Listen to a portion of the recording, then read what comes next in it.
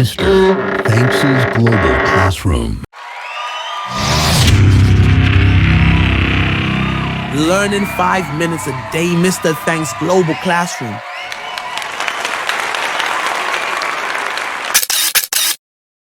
Hi everyone, today we're diving into geopolitics. It's all about how geography impacts a country's strategy, diplomacy, and economy. Think about recent events: Russia's invasion of Ukraine, China's Belt and Road Initiative, and the US Indo-Pacific strategy. Geopolitics is key to understanding these global shifts. Why did Russia attack Ukraine? Why is China expanding its maritime presence? By looking at geography and national strategies together, we get a clearer picture. Now, geopolitics isn't about justifying countries grabbing land. It's crucial to know how it's been used, and sometimes misused, throughout history. Today, we'll break down the basics of geopolitics, its impact, and why it matters in our lives. Let's get started. Hey everyone. Today we're diving into geopolitics. It's a fancy word, but it's all about how where a country is located affects its power and what it does in the world. What is geopolitics?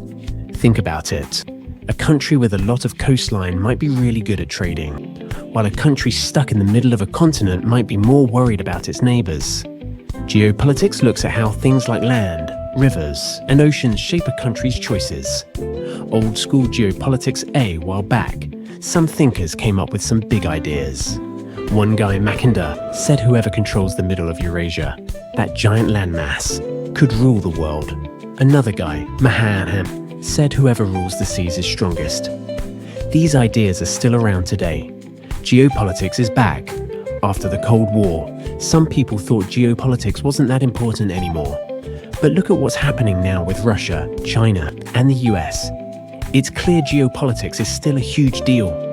Russia. Always looking for warm water, Russia is the biggest country in the world, but most of its ports freeze in the winter. So, for centuries, Russia has been trying to get to places with warm water ports, places it can use for trade all year. This helps explain why Russia is so interested in places like Ukraine. China. The Belt and Road China's Belt and Road Plan is a perfect example of geopolitics in action. China is building roads, railways, and ports all across Asia and even into Europe. This helps China trade, but it also gives China a lot of influence in those areas. It's like China is connecting the dots on the map. The US. King of the seas, the United States is a maritime nation. It has coastlines on 2 huge oceans. So, the US has always been focused on controlling the seas. Think about all those military bases and alliances in the Pacific. That's how the US keeps its sea power.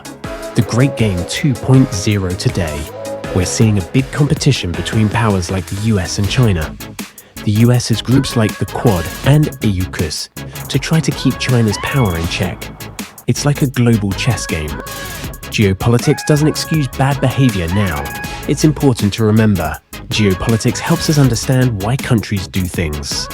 But it doesn't mean those things are right.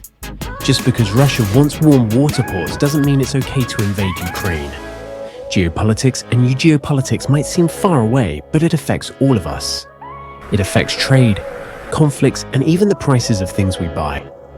By understanding geopolitics, we can understand the world a little better. Thank you for watching until the end. I'm looking forward to seeing you in the next class. Please subscribe to the channel